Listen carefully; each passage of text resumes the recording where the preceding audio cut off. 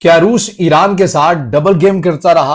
Mossad के सरबराह UC Kohn की तरफ से एक नया इंकशाफ किया गया है जिसने मिडिल ईस्ट के अंदर एक नई हलचल पैदा कर दी है। यकीनन ये सारा माजरा क्या है आप जानना चाहेंगे। अस्सलाम वालेकुम, आज तारीख है 10 नवंबर 2025 और मैं हूं रजा अब्बास। आपसे दरख्वास्त की वीडियो को लाइक और चैनल को सब्सक्राइब जरूर कीजिएगा। आपको याद है कि ईरान और इसराइल की जंग के दौरान भी हमने आपके सामने किसी हद तक ये मामला रखने की कोशिश की थी, जिसमें आपको ये बताया था कि रशिया के किरदार को लेकर ईरान के अंदर कंसर्न है, तहफुजात हैं। ये मैं हुकूमती सतह की बात नहीं कर रहा था, बल्कि ईरान की रियासती सतह के ऊपर जो इंतहाई अहमियत के हामिल, जो पॉलिसी साज हैं, जो फैसला साज हैं, उन शख्सियात की तरफ से रशिया के किरदार के ऊपर शकूक व शुबहात का इजहार किया गया था। और ये वो वजह है कि जब ऐसे बयानात बहुत तेजी के साथ फैले तो रशिया के सदर व्लादिमीर पुतिन की तरफ से कहा गया था कि ईरान ने कभी भी हमारे सामने अपनी फजाई जो कमी पेशी है उसको पूरी करने के लिए नहीं कहा। अगर वो कहता तो हम जरूर ये कमी पेशी जो है वो पूरी कर दी जाती। लेकिन ईरान के अंदर से जो खबरें जराए के हवाले से या एक तज्जिये की सूरत के अंदर जो सामने आती रही, उसके मुताबिक बार बार इस बात को दोहराया जाता रहा कि ईरान की तरफ से मुतादिद बार रशिया से जो जदीद तरीन जो डिफेंस सिस्टम है वो लेने की बात की गई, लेकिन रशिया की तरफ से ली तो लाल से उस मामले के ऊपर काम लिया गया। वो प्रोवाइड नहीं किए गए ईरान को, किसी भी वजह से रुकावट आती रही, लेकिन बाहर वो ईरान को प्रोवाइड नहीं हुए। फिर इसके बाद आपको याद होगा 2015 या 16 के अंदर गालिबन ईरान के अंदर हसन रूहानी सदर थे ईरान के, और उस वक्त जो है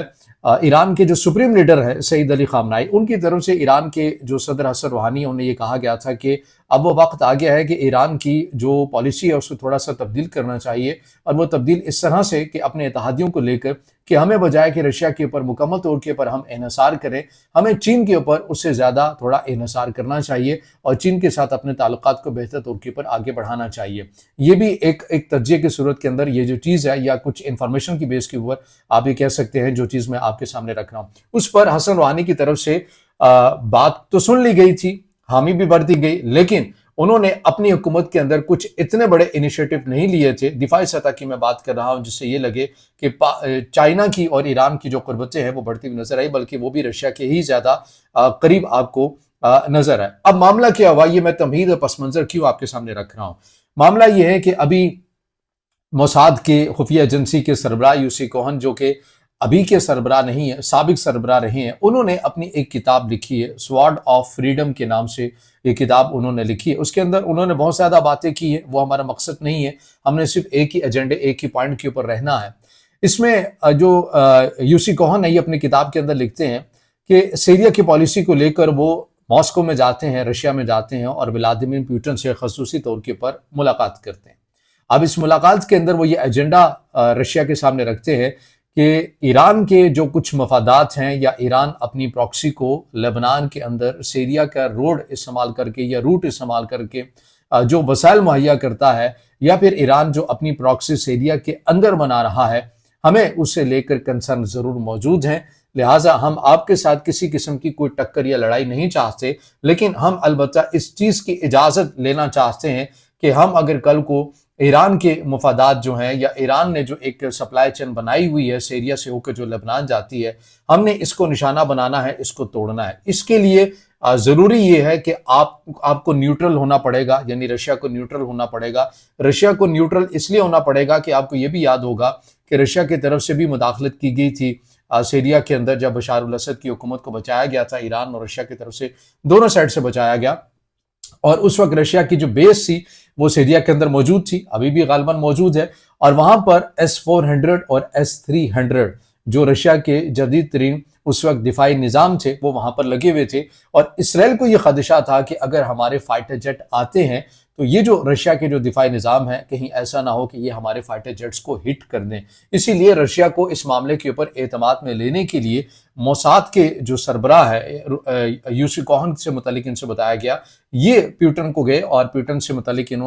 पुतिन के सामने इन्होंने अपने जो तमाम तर तहफ़्फ़ुज़ात हैं, चीज़ें हैं इसराइल की, वो सामने रखी। अब इसके ऊपर ये अपने ही किताब के अंदर लिख रहे हैं कि पुतिन की तरफ से इस बात की इजाज़त दे दी गई कि ठीक है, लेकिन होगा ये कि आप जब भी सीरिया के ऊपर हमला करना चाहेंगे, आप पहले हमें बताएंगे,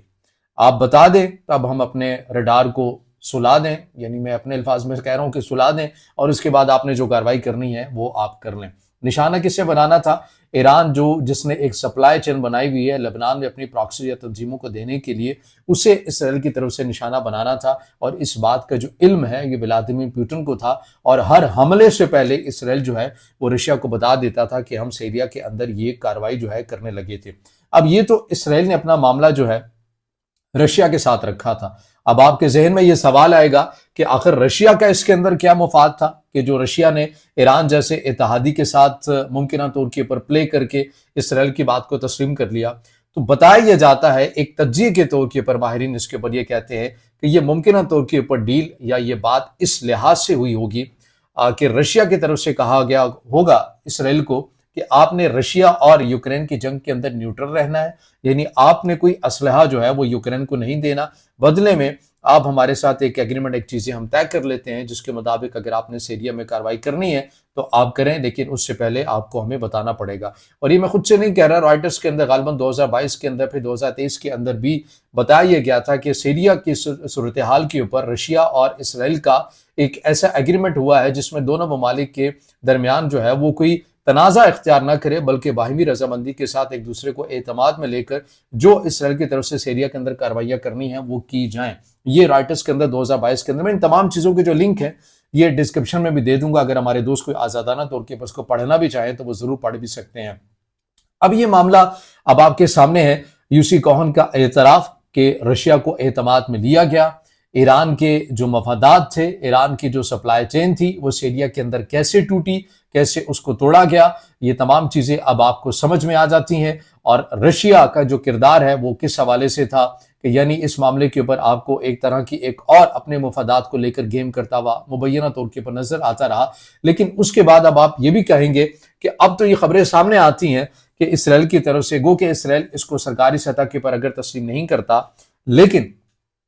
इसराइल की तरफ से खबर सामने आती है कि यूक्रेन को कुछ ना कुछ जो असलहा है, चीजें हैं वो प्रोवाइड की जाती हैं। तो अब उसकी वजह यह है कि अब सीरिया में उस किस्म के हालात भी नहीं रहे। बशार अल असद की हुकूमत का तख्ता उलट चुका है, वहां पर एक नया अबूरी सेटअप या डिफेक्टो सेटअप आकर बैठा हुआ है, वो वैसे ही कमजोर है। और उसके ऊपर या सीरिया के किसी भी एरिया के ऊपर हमला करने के लिए अब उसको रशिया की हिमायत जो है वो दरकार नहीं है, ये उसको बताना मकसद नहीं है। अब वो तमाम तर चीजें वैसे ही अब एक हलवा बन चुकी हैं। तो इसलिए अब ऐसा लग रहा है कि इसराइल जो है वो किसी हद तक आपको मुमकिन तौर के ऊपर यूक्रेन को असलहा देता हुआ भी नजर आता है। लेकिन अगेन कहूंगा कि सरकारी सतह के ऊपर इसराइल जो है वो इस बात को ऑन नहीं करता। अब मेहर न्यूज हो या तेहरान टाइम्स हो, यहाँ पर मुतादिद जो ईरानी तज्जियाकार हैं वो लिखते भी रहे, वो अपनी तशवीश का इजहार भी करते रहे कि रशिया हमारे साथ इस तरह का प्ले कर रहा है। ईरान के सुप्रीम लीडर 2015 के अंदर ही आगाह कर चुके थे कि भाई अब आपको चीन के साथ जो है वो ताल्लुकात बेहतर तौर के पर सवार करने हैं और दिफाई ताल्लुकात को वहां पर वुसअत देनी है। मगर उस वक्त की हुकूमत जो है,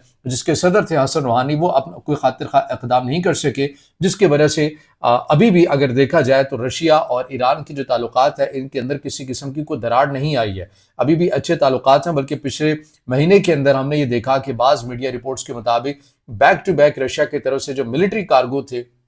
वो बहुत तेजी के साथ ईरान में आए, कुछ सामान दे के जाते थे, फिर वापस जाते थे, फिर कुछ सामान दे के जाते थे, फिर वापस जाते थे। और ईरान की तरफ से भी जो अपना शहीद ड्रोन्स है उसकी जो असेंबलिंग का सिस्टम है वो सारा रशिया के अंदर ट्रांसफर किया गया, रशिया स्पेसिफिक किया गया, ताकि रशिया को जो यूक्रेन जंग के अंदर इस्तेमाल करनी पड़ती है तो ईरान की टेक्नोलॉजी वो इस्तेमाल कर सके, बजाय कि ईरान से चीज़ें वहाँ जाएँ। तो ईरान की तरफ से रशिया के अंदर ही एक सेटअप जो है वो लगा दिया गया था। और इसको आज भी रशिया और ईरान सरकारी सतह के ऊपर नहीं मानते, लेकिन ये फैक्ट्स है और इसकी जो वीडियोज़ हैं, चीज़ें हैं, वो भी निकल कर सामने आई हैं। और यूक्रेन भी इस हवाले से खातिर खा अपने कंसर्न का इज़हार कर चुका है, जो रशिया है वो ईरानी ड्रोन्स का इस्तेमाल करता है हमारे ऊपर। तो ये एक मिडल ईस्ट के अंदर एक नई हलचल है, जो कहने को एक मजबूत तरीन इत्तेहादी हैं और कहने को तस्वीराती इत्तेहादी भी हैं, लेकिन अपने अपने मफादात के अंदर दुनिया ये ममालिक कैसे रिएक्ट करते हैं, ये जो इंकशाफ स्वॉर्ड ऑफ फ्रीडम के अंदर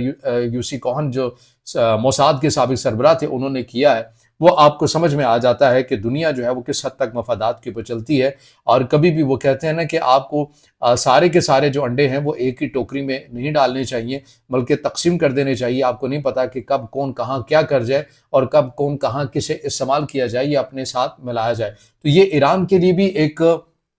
आप ये कह लें कि बेस्ट एग्जाम्पल है समझने के लिए और अपने इत्तेहादियों को लेकर पॉलिसी रिवाइज करने के हवाले से भी अब देखना यह है कि सरकारी सतह के ऊपर इसके ऊपर ईरान जो है वो कैसे रिएक्ट करता है या फिर खामोश रहता है। ईरान इंटरनेशनल ने भी इसको रिपोर्ट किया है, लेकिन मैं ईरान इंटरनेशनल को इसलिए कोट नहीं कर रहा और स्वॉर्ड ऑफ फ्रीडम का बरह रास्त मैंने किताब का हवाला दिया क्योंकि ईरान इंटरनेशनल से मुतल्लिक ईरान के अपने कंसर्न रहते हैं। एक कुछ अरब ममालिक है, मुस्लिम ममालिक है, वो ईरान इंटरनेशनल जैसा मीडिया चला रहे हैं जिसका काम ही ईरान के एंटी न्यूज़ चलाना है या प्रोपेगेंडा करना है। तो इसलिए मैंने किताब का हवाला दे दिया है, स्वॉर्ड ऑफ फ्रीडम, जो कि मोसाद के साबिक सरबराह है, उन्होंने लिखी है। उसके अंदर ये बात जो है वो दर्ज की गई है। अब वही बात है, देखेंगे कि ईरान जो है वो सरकारी सतह के ऊपर इसको कैसे बिहेव करता है, क्या बयान देता है। मिडिल ईस्ट के अंदर कुछ नई चीज़ें हमें इत्तेहादी तब्दील होते हुए नजर आएंगे या सिचुएशन जो भी बनेगी उससे मुतालिक आपको अपडेट करेंगे। लेकिन ये जो इंकशाफ किया है मोसाद के साबिक सरबराह ने, इसके ऊपर आपकी क्या राय है, आपका क्या कमेंट है, इसके ऊपर ज़रूर इज़हार ख्याल कीजिएगा। वीडियो को लाइक कीजिएगा, दोस्तों के साथ शेयर कीजिएगा और चैनल को सब्सक्राइब